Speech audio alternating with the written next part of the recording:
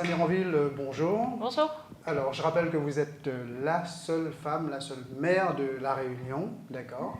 On ne va pas refaire toute l'histoire politique de la possession, mais il faut quand même préciser que vous avez obtenu une victoire éclatante en 2014 au municipal et vous avez déboulonné, je prends ce mot, ce n'est pas par hasard, vous avez déboulonné le maire qui était en place parce qu'il était là depuis plus de 40 ans, qui plus est dans un fief communiste. Et là, vous êtes donc au pouvoir depuis 2014, ça fait 5 ans. Oui. Il vous reste une année. C'est dur d'être maire, jeune maire aussi. Ce qui a été compliqué, c'est les débuts, bien évidemment, parce qu'il y a eu à la fois beaucoup d'attentes. Les gens qui ont voté pour nous ont dit on veut du changement. Et en même temps, beaucoup de questionnements de ceux qui travaillaient en mairie et qui avaient des habitudes et qui nous disaient mais on n'a jamais fait comme vous nous demandez de faire. Voilà, on a un peu révolutionné, on va dire, la façon de fonctionner de la commune. C'est vrai qu'on se rappelle, il y a eu quelques conflits, quelques mouvements sociaux. Oui, effectivement, parce que le temps de faire comprendre, de se comprendre avec les agents, les syndicats, faire aussi en sorte que les acquis qui n'étaient pas forcément justifiés par le passé, qui venaient du passé, puissent être remis à plat, parce que on a un principe, nous, qui est l'éthique, c'est-à-dire qui inclut l'équité, la transparence, et ce n'était pas le cas. Les heures supplémentaires fictives ou astreintes fictives existaient, même les emplois fictifs quand on est arrivé. Et voilà, on a remis les choses à plat parce que c'était la commande qui nous a été passée par les citoyens. Forcément, ça fait des mécontents. Ça fait des remous, oui. Exactement. Mais ça y est, c'est fait, le travail a été fait là, à ce niveau ? Oui, là aujourd'hui, on a vraiment aussi réussi à convaincre les agents que ce qu'on leur demande de faire, c'est pour le bien-être des possessionnés et du coup pour leur fierté à eux. Parce que bien faire son travail et être valorisé par le citoyen, par exemple, qui passe à côté d'un embellissement et qui félicite l'agent des espaces verts, l'agent se rend compte que finalement, c'est lui-même qui est valorisé dans son travail. Donc, son travail est pris en considération. Exactement. D'accord. Et alors, on le disait, ça fait 5 ans et il reste une année. Est-ce que vous allez remettre ça, comme on dit assez familièrement ? Alors oui, dans le sens où, en tout cas je le souhaite. Maintenant, bien évidemment, c'est aux possessionnés de décider. Nous, le bilan qu'on fait de ces 5 ans, c'est qu'on a pris déjà 3 ans à stabiliser et à sortir des tracas dans lesquels la ville de la Possession se trouvait. Des tracas financiers notamment, c'est ça ? Parce qu'on rappelle que la Possession était dans une situation financière, elle était dans le rouge, quoi. Oui, il y a même eu un avertissement de l'État, vous avez reçu un courrier de la préfecture, et donc là, on en est où aujourd'hui ? Alors, depuis l'année dernière, on est sorti de cette zone rouge, de ce réseau d'alerte de la préfecture. On a aussi eu à gérer, et on continue à gérer, une dette qui ne se voit pas forcément, qui est la dette de toute la maintenance, de tout l'entretien qui n'avait pas été fait depuis des dizaines, voire des vingtaines d'années. Je parle par exemple du réseau d'eau, pour lequel on a un investissement de 23 millions d'euros à faire sur les 10 prochaines années. Parce que le réseau est resté celui des années 80, sauf que la possession depuis a explosé en termes de nombre d'habitants, et le réseau n'est plus du tout adéquat. Donc on a malheureusement aujourd'hui à faire des coupures d'eau, tellement ce réseau n'est plus adapté. Et donc des investissements importants. On va revenir en détail un petit peu sur tout ce que vous avez fait, mais vous êtes sorti de cette situation d'alerte, d'accord, où je crois même que vous avez pu vous permettre de baisser la taxe d'habitation, je crois. La taxe foncière, l'habitation de toute façon est amenée à être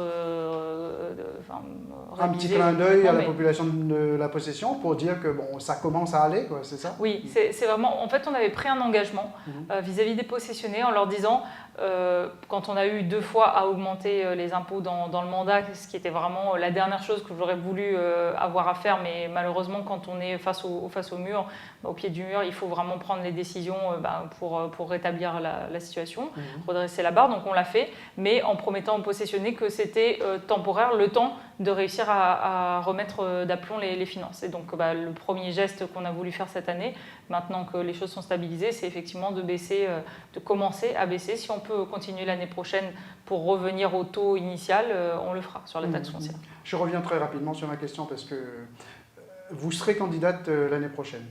Alors oui, je serai candidate dans la mesure où, comme je disais, 3 ans pour redresser la barre et finalement ça ne fait que 2 ans qu'on commence à vraiment porter les projets pour lesquels on a été élu et qui nous tiennent à cœur. Et finalement, 2 ans, c'est extrêmement court, surtout quand on a des projets de long terme comme l'aménagement d'un écoquartier, comme gérer les problèmes de déplacement.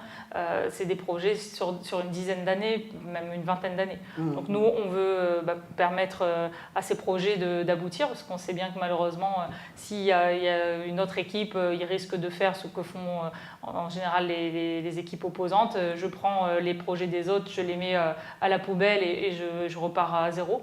On ne veut pas ça pour la possession parce que clairement une direction a été prise. Les possessionnés nous disent que c'est une direction qui leur convient. En même temps, c'est normal parce que c'est issu de participation citoyenne. On a écouté des milliers de personnes qui nous ont dit ce qu'ils voulaient et on est simplement en train de le mettre en œuvre. Ce n'est pas le projet de Vanessa Miranville ou de l'équipe Créa, c'est le projet des possessionnés qu'on est en train de mettre en œuvre. D'accord. Vous avez parlé tout à l'heure, il y avait certaines habitudes quand vous êtes arrivé au sein de la mairie, etc. Mais on sait aussi que vous-même, en tant que maire, vous êtes arrivé avec votre management. Et il y a eu quelques petits soucis, par exemple au niveau de la direction générale des services et peut-être même au niveau de l'équipe politique avec un premier adjoint. Tout ça, c'est fait aujourd'hui, c'est assaini, Alors oui, dans le sens, à nouveau, on ne peut pas s'attendre à ce que 40 ans de façon de fonctionner puisse être remise à plat sans qu'il y ait à nouveau, même dans l'équipe que moi je menais politiquement ou dans l'équipe administrative, qui étaient des personnes qui étaient là depuis des dizaines d'années, que ça se passe sans qu'il y ait des heurts. C'est normal que nous on était une équipe qui n'avait jamais été élue avant. Et on s'est rendu compte que certains d'entre nous n'étaient pas là pour les bonnes raisons, n'étaient pas là avec les bonnes valeurs. Et à un moment donné, soit on faisait comme sûrement font d'autres équipes, on étouffe un peu la chose, on laisse passer, etc. Ou soit à un moment, quand on voit que la personne, après 1, 2, 3 rappels à l'ordre, ne change pas d'attitude, à un moment, il faut savoir trancher. Et c'est ce que j'ai dû faire parce que c'était pour le bien même de mon équipe et de la gestion de la commune. Et pareil, au niveau des DGS, c'est pas des personnes dont je souhaitais qu'elles s'en aillent, mais c'est des personnes qui, à un moment, ont senti que la charge était tellement lourde qu'ils n'ont pas réussi à tenir le cap. Être DGS dans une commune qui roule depuis 20 ans, c'est pas la même chose que d'être DGS d'une commune qui est en plein chamboulement et en plein renouveau. D'accord, d'accord. Vanessa Miranville, il y a une élection qui arrive, puisque nous on a parlé des municipales, on a un petit peu bouleversé l'ordre chronologique. Après c'est vrai que les municipales intéressent beaucoup plus les Réunionnais, mais il y a une autre élection là, puisque c'est ce dimanche, c'est le jour de la fête des maires, ce sont les européennes. Vous ne vous êtes pas positionné sur cette élection, pourquoi? Je rappelle que vous êtes maire écologiste aussi. Ouais. Alors, écologiste, pas seulement, c'est-à-dire qu'effectivement, pour moi, ma vision, c'est vraiment le développement durable. Et le développement durable, il y a l'écologie qui est un des piliers, mais il y a aussi l'économique et le social. Ça, justement, moi, je reproche aux partis traditionnels ou conventionnels, comme je vais appeler ça. Les écologistes s'occupent de la nature, les socialistes s'occupent des gens, du social, et la droite s'occupe de l'économie. Ouais. Non, mais tout marche ensemble. On ne peut pas faire que les gens aillent bien s'ils n'ont pas un travail. Ouais. Et on ne peut pas faire qu'ils aillent bien s'il n'y a pas de la nature pour qu'ils puissent s'épanouir et déjà rien qu'être en bonne santé. Et inversement. Donc moi, c'est vraiment comment faire pour trouver l'équilibre et le bon compromis entre ces 3 piliers-là. D'accord. Donc, et pour revenir aux européennes, votre positionnement? Moi, mon positionnement, on n'a pas pris de positionnement. Vous avez choisi un candidat réunionnais, parce qu'il y en a quelques-uns. Stéphane Bijoux, En Marche. Il y a Younous Omarjee qui est le sortant de la France Insoumise, il y a une communiste, Julie Pontalba, après il y en a d'autres, Philippe Naillet, PS, qui est en 20e position, à 20e position. Est-ce que vous allez choisir entre un candidat réunionnais ou est-ce que vous allez choisir entre les 34 listes? Est-ce que vous allez ne pas choisir du tout? En tant que mouvement citoyen de la Réunion en Action, mais moi en tant que présidente, on ne se positionne pas. Parce que moi, je ne crois pas au fait qu'en disant aux gens nous, on va faire comme ça, les gens ne sont pas des moutons. C'est fini cette époque où il suffisait de dire votez comme ci pour que les gens suivent. Donc moi, ce que j'ai par contre organisé, c'est vraiment un accueil citoyen des candidats qui l'ont souhaité. Donc on a reçu 2 candidats qui nous ont sollicités à la fin du conseil municipal de la semaine dernière. Et on a pu discuter avec eux, échanger. Younous Omarjee et monsieur Alain Bénard de La Réunion, avec sa candidate métropolitaine. Et donc on a vraiment échangé sur qu'est-ce que c'est que les européennes, à quoi ça sert. Donc il y avait des citoyens qui sont venus, on a invité les citoyens à participer. Voilà, et quels sont les sujets sur lesquels ils veulent vraiment apporter une touche particulière. Donc là, en l'occurrence, c'est très intéressant parce que c'est des gens qui sont déjà élus au Parlement européen pour M. Omarjee et la candidate qui était avec M. Bénard. Et donc qui vraiment ont pu nous faire comprendre à quel point, malgré le désintérêt qu'on sent bien chez le citoyen vis-à-vis des européennes, c'est au cœur de notre quotidien. C'est-à-dire que quand les collectivités comme la mienne peuvent faire des projets, c'est en partie grâce aux fonds européens. Bien sûr. Et voilà, et si des gens ne se battent pas pour maintenir ces fonds européens et notamment les maintenir pour les RUP, les régions ultra-périphériques comme La Réunion, certains projets n'aboutiront pas. D'accord. Donc, en tant que responsable du CREA, enfin votre mouvement politique, vous ne vous positionnez pas, mais en tant que citoyenne ou en tant que maire, en tant que Vanessa Mironville Moi, je me positionne toujours pour dire aux gens, prenez le temps de regarder tous les programmes, toutes les professions de foi, de réfléchir, de vous intéresser. Et après, votez en votre âme et conscience. Voilà. Moi, je n'ai pas à donner de consignes, je ne m'estime pas légitime à donner de consignes à qui que ce soit, de faire quoi que ce soit. Juste de s'intéresser et de voter pour la personne qu'on estime être le plus apte à défendre l'intérêt de la Réunion dans l'Europe. D'accord. Et vous irez voter? Oui, j'irai voter. Vous avez fait votre choix? Je pense. Vous ne nous le direz pas, évidemment. Non, c'est vraiment personnel. D'accord. Ok, très bien. Alors, une autre question avant de discuter des projets de la commune, ce que vous avez fait un petit peu, de votre bilan également. Puisque ma question, elle arrive parce qu'il y a eu une petite polémique un petit peu à ce niveau-là. On vous a vu l'année dernière signer une convention avec la région, 21 millions d'euros. Et là, tout le monde, les observateurs ont dit que Vanessa Mironville, c'est une maire achetée par la région, 21 millions d'euros. Donc, elle a rejoint Didier Robert. Et il y a quelques semaines, on vous a vu aux côtés de Michel Fontaine pour l'incinérateur, projet qui a été validé par incinérateur ou unité de valorisation énergétique, UVE, projet qui a été validé par le gouvernement. Et là, vous étiez à côté de Michel Fontaine, et j'ai vu dans la presse, c'était écrit Vanessa Mironville, retournement de veste, etc. Est-ce que vous pourriez nous éclairer un peu? Vous êtes Michel Fontaine, vous êtes Didier Robert, vous êtes Vanessa Mironville, vous êtes... Je suis intérêt général, et c'est ça peut-être qui choque certains ou qui fait qu'on ne comprend pas mon positionnement, parce que je ne suis pas avec quelqu'un ou avec quelqu'un d'autre. Moi, je suis pour un projet ou contre un projet, mais en général... Quel que soit le montant du chèque, vous précisez, parce qu'il y avait 21 millions d'euros région. Donc. Ah oui, non, mais c'est simplement que la commune de la Possession mérite ces 21 millions d'euros. Je rappelle que depuis des années, quelle est la commune qui est impactée le plus fortement à chaque fois que la route du littoral actuelle est fermée? C'est la commune de la Possession. Nous, on est asphyxiés.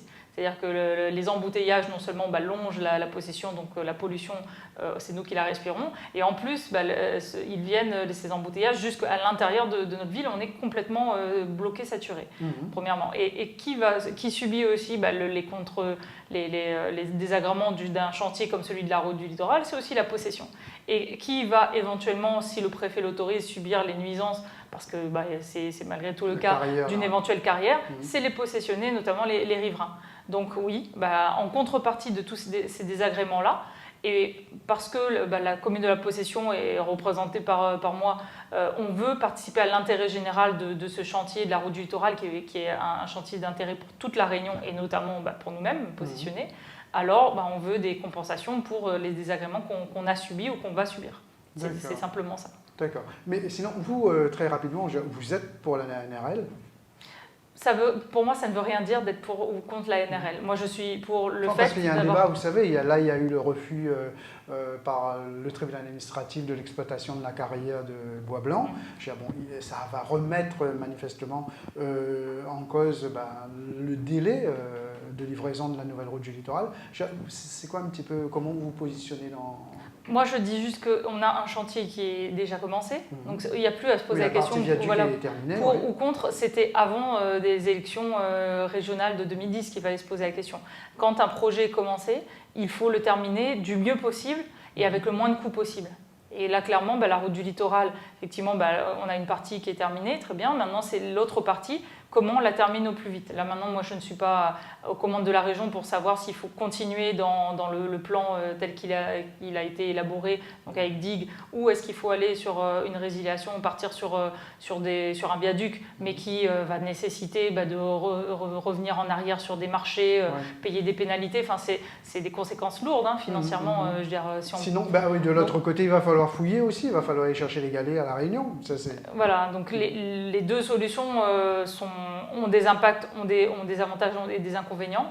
Maintenant, moi, ma position en tant que maire, ça a été de dire, on a eu cette convention avec la région qui a été signée, je rappelle, avant notre arrivée, qui nous lie à la région. Enfin, qui était de 17 millions, après qui est passé à 21 millions. Qui nous lie, qui permet de désengorger à terme l'écoquartier Cœur de Ville, où on a 5000 habitants qui vont d'ici 2025 être là en supplément de ceux qui habitent déjà la possession, qui, si on ne crée pas de nouvelles voies de liaison vers la route du littoral, vont venir encore plus saturer, et là cette fois tous les jours, sans qu'il y ait de problématiques de basculement, saturer les routes de la possession. Il nous faut honorer notre part du contrat qui a été signé donc en 2013 avec la région, qui était de permettre l'autorisation administrative qui fera qu'un carrier puisse déposer un dossier. Maintenant, moi, je ne suis pas préfet. C'est le préfet qui décidera si la carrière a suffisamment prendre suffisamment de précautions vis-à-vis de l'environnement et vis-à-vis des riverains. En tout cas, nous, on a posé, si ça fait 5 ans que la carrière, on en parle et qu'elle n'est toujours pas ouverte, il n'y a pas un seul galet qui est sorti de la possession,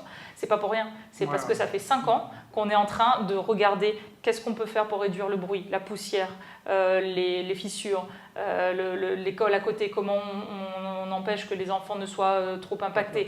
Voilà, et c'est un travail de longue haleine. Et surtout, quel aménagement on fait de cette ancienne carrière, parce qu'il ne faut pas oublier, c'est une ancienne carrière qui est en friche, qui est laissée à l'abandon, où il y a 12 mètres de dénivelé d'un niveau sur l'autre avec des risques de chute, qui a été envahie par des espèces qui ne sont plus du tout des espèces indigènes de la Réunion. Donc on veut revégétaliser, on veut réaménager cet espace-là et le rendre aux possessionnés, le rendre à la nature, à la biodiversité. Donc c'est ce projet-là, nous, qu'on veut à terme. Et entre-temps, c'est le préfet qui décidera si le projet que le carrier propose est suffisamment maîtrisé pour être viable et pouvoir se faire. Ok, Vanessa Miranville, on arrive maintenant à la gestion municipale, d'accord. Et vous allez nous parler un petit peu de votre bilan. Quel a été le dossier le plus difficile quand vous êtes arrivé à la mairie? Enfin, on a parlé de la situation financière tout à l'heure, il fallait mettre un petit peu, il fallait revoir un peu tout cela. Mais après le premier dossier, votre première priorité, ça a été... La première priorité, ça a été la sécurité. En fait, on s'est rendu compte que sur à peu près 90 établissements municipaux, il n'y en avait qu'un quart qui était aux normes de sécurité. C'est-à-dire que le 3/4 était soit n'avait jamais été vérifié en termes de sécurité. Moi, j'ai découvert que j'avais des écoles dans lesquelles, depuis 1975... Sécurité, c'est-à-dire en termes de vétusté, de solidité, par exemple, du béton et voilà, de la structure. Par exemple, on a dû fermer une école Jean Jaurès et aujourd'hui la démolir parce que le béton n'avait pas été fait correctement et que le sol, le plancher de l'étage menaçait de s'effondrer sur la classe du dessous. C'est quand même des responsabilités énormes que de laisser des enfants dans des conditions pareilles. Donc on a fermé l'école, avec les conséquences d'avoir à les remettre dans d'autres écoles, etc. Ça n'a pas été simple, mais c'était nécessaire. Après, ça peut être des problèmes d'électricité. On avait des réseaux électriques qui n'étaient pas forcément aux normes. Pas d'alarme incendie, pas d'extincteur, pas de défibrillateur. Les bornes incendie qui n'étaient pas vérifiées depuis des dizaines d'années. Voilà, donc tout ça, c'est énormément de responsabilités et de dangers qui ne se voient pas, de travail et d'investissement qui ne se voient pas forcément, mais qui, le jour où un problème arrive, font toute la différence. Donc c'est vraiment le gros dossier.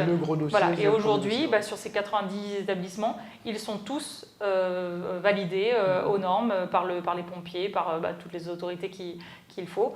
Et donc on sait que les possessionnés sont en sécurité. Donc ça, c'est surtout les écoliers dans les écoles. Les cantines sont aux normes d'hygiène, parce qu'on en avait 4 qui menaçaient d'être fermées pour manque d'hygiène. Donc voilà, maintenant tout est remis à plat. On on entend à la radio parfois les positionnés, ils interviennent parce qu'il y a des problèmes de pénurie d'eau, de coupure d'eau. C'en est où maintenant? C'est un dossier aussi auquel vous vous êtes attaqué, ça, non? Oui, alors l'année dernière, on a fait un premier gros investissement donc, sur le quartier Sainte-Thérèse-Pichette. Donc 7 millions d'euros ont été investis. Cette année, on passe de l'autre côté de la ville, au nord, sur la Ravine-Malheur, où effectivement, à nouveau, on a des problèmes de surconsommation d'eau. Ouais. Et on enchaîne dès l'année prochaine sur la fin de la chaîne donc, qui s'arrête à Pichette aujourd'hui et qui va donc aller jusqu'à Dodane. En fait, Ravine-Malheur et Dodane sont les deux endroits où effectivement, on a ces gros problèmes. C'est quelque chose qui me fait vraiment mal au cœur parce que de savoir que toutes les nuits, en période sèche, on est obligé de couper l'eau à Dodane ou à Ravine-Malheur, c'est pas quelque chose qu'on souhaite. Donc là, ce qu'on a fait, c'est qu'on a pris un arrêté où on demande la solidarité de tous les possessionnés, donc l'interdiction d'arrosage des jardins, des lavages de voitures, on a entendu piscines, des critiques etc. aussi en disant que c'est nous qui payons notre eau et pourquoi vous voulez nous interdire son utilisation? Oui, mais parce qu'à un moment, il n'y a pas que l'argent qui compte, il y a la ressource. On a beau avoir de l'argent, si on n'a plus d'eau, il faut vraiment de la solidarité pour pas que quelqu'un arrose sa piscine et que d'un autre côté, quelqu'un n'ait même plus d'eau pour se laver. Ouais. Donc là, on a pendant un mois demandé aux possessionnés de 9h à 19h de ne pas utiliser l'eau pour des usages non nécessaires, on va dire, non alimentaires. D'accord, mais ce problème-là sera réglé, il n'y aura plus de répartition de l'eau. À partir de quand? C'est difficile à dire. En tout cas, à terme, quand les travaux seront faits, on sait que les fuites d'eau seront moindres, que les réseaux seront mieux dimensionnés. On va avoir des réservoirs d'eau plus grands qui vont permettre... Mais ça, c'est d'ici 2-3 ans. En attendant, c'est dépendant de la météo et du climat. Et là, clairement, on a eu une sécheresse à la Réunion. Enfin, moi, j'entends dire les gens dire c'est quoi le changement climatique? C'est ça. C'est ce qu'on est en train de vivre. C'est la pénurie d'eau, c'est les températures extrêmes chaudes, très chaudes qu'on a eues cet été. Ça, c'est le changement climatique qui, malheureusement, petit à petit, commence à pointer son nez et qui, si on n'agit pas maintenant à court terme, mais aussi en prévoyant l'avenir avec de l'aménagement durable, les écoquartiers, l'écocité, si on ne fait pas tout ça, on va dans le mur aussi. D'accord. Alors donc, la mise aux normes des établissements publics, d'accord, au niveau sécurité, la gestion de l'eau, il y a des problèmes de logement aussi, je pense, sur la possession, non? Alors oui, comme partout à La Réunion, pas forcément plus, mais c'est clair que la demande en logement, notamment social, est importante. Mais aujourd'hui, ça n'est plus un problème majeur dans le sens où tout est programmé justement entre l'écoquartier Cœur de Ville et la ZAC Moulin-Joly pour absorber la demande en logement social, même en logement intermédiaire. Donc il y a vraiment de la mixité parce qu'il ne s'agit pas, comme ça a été fait par le passé, de dire allez, on construit des barres d'immeubles de logements sociaux et puis on laisse ces gens-là sans activité, notamment les jeunes. Non. Et on voit bien après ce qui arrive, c'est la délinquance. Donc on a vraiment quand on construit un logement, c'est surtout ça l'enjeu, c'est non seulement de faire un logement qui soit agréable, qui soit bioclimatique pour éviter que les gens aient à mettre la clim et donc à repayer encore une facture d'électricité qu'ils n'ont pas les moyens de s'offrir. Et ensuite d'avoir des activités. Donc on a tout un programme de jardin partagé qui est déjà mis en place, qui permet aux gens de se retrouver, les mains dans la terre, puis de se retrouver entre voisins. On a un centre social qui a ouvert. On a des médiateurs dans les quartiers qui vont à la rencontre des gens pour savoir s'ils ont des besoins, peut-être d'être aidés pour remplir les impôts en ligne, parce que le Gramoun de 80 ans, quand on lui dit qu'il faut aller en ligne pour les impôts, la CAF, etc., c'est l'angoisse pour lui. Donc voilà, on a des activités pour tous les âges, depuis les enfants dans les écoles jusqu'aux seniors. D'accord. Et vous accordez beaucoup d'importance aussi aux petites actions, aux actions de proximité, dont vous venez d'en parler, mais on appelle ça le service civique. Et je sais que vous avez signé il n'y a pas longtemps, c'est une aide au permis pour les plus jeunes, c'est ça? C'est ça, pour les 16, CCAS, hein, voilà, pour les 18-25. En fait, on a un focus particulier sur la jeunesse, parce qu'effectivement, c'est l'âge où on prend les décisions pour construire sa vie, c'est l'âge où on se construit en tant que citoyen, en tant qu'adulte. Donc les services civiques, je lance un appel, on est en train d'en recruter 70. Il nous manque quelques candidats pour... donc, il y en a qui ont signé déjà, j'ai vu, non? Alors on est en train de faire... les jurys ont eu lieu et les signatures auront lieu là dans les semaines qui viennent.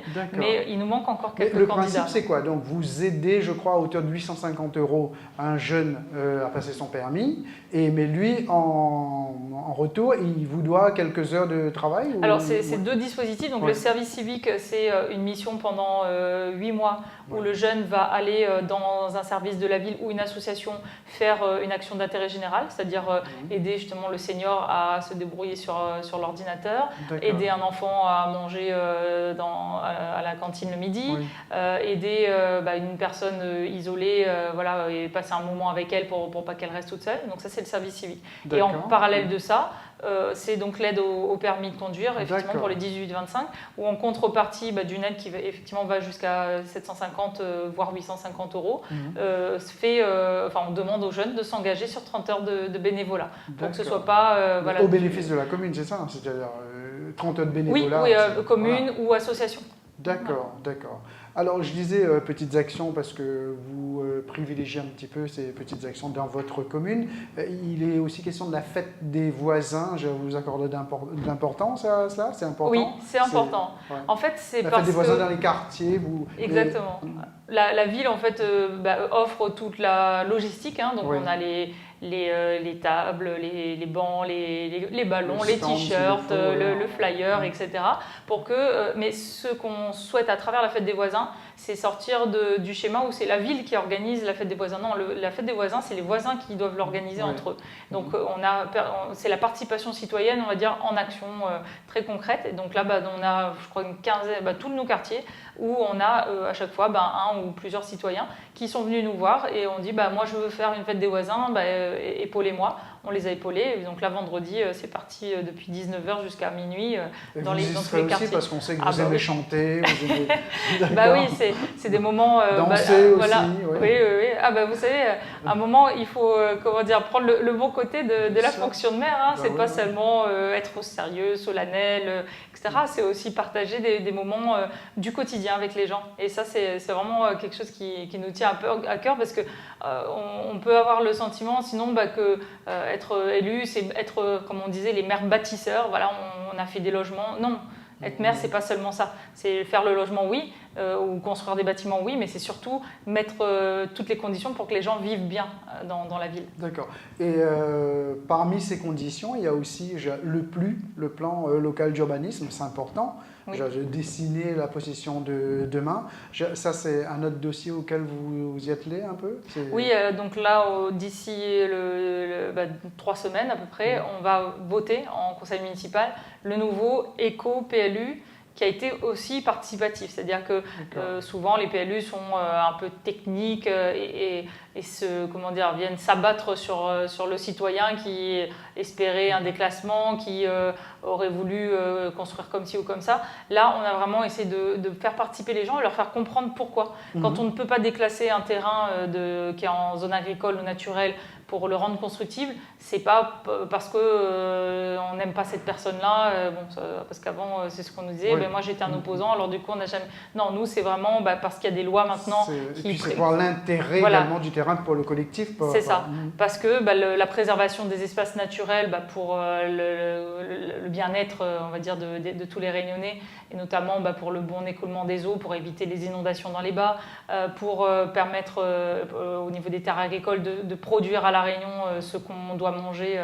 ici, c'est extrêmement important. Et donc ça nous permet de vraiment expliquer aux gens et de trouver le bon compromis pour faire en sorte que l'intérêt de chaque citoyen soit respecté au mieux, mais surtout que l'intérêt général de la commune, sur le long terme, soit respecté. Donc là, c'est un document et un moment important pour nous, le vote du PLU. D'accord. Il y a un autre dossier, Vanessa Miranville, c'est le lancement de la commercialisation de Canopée Latania, je crois que ça s'appelle. Ce sont des espaces commerciaux. Ça va sortir de terre, c'est déjà sorti de terre? Alors non, c'est prévu, les travaux démarrent là cette année, avec une sortie prévue pour 2021. Donc Canopée, c'est l'espace commercial ouvert sur l'extérieur de cœur de ville. Donc c'est une rue commerçante où il y aura une trentaine de boutiques de part et d'autre, avec une moyenne surface alimentaire, et qui sera vraiment autour de la thématique bio, bien-être, voilà, parce que c'est dans l'écoquartier qu'il fallait quelque chose de cohérent avec ça.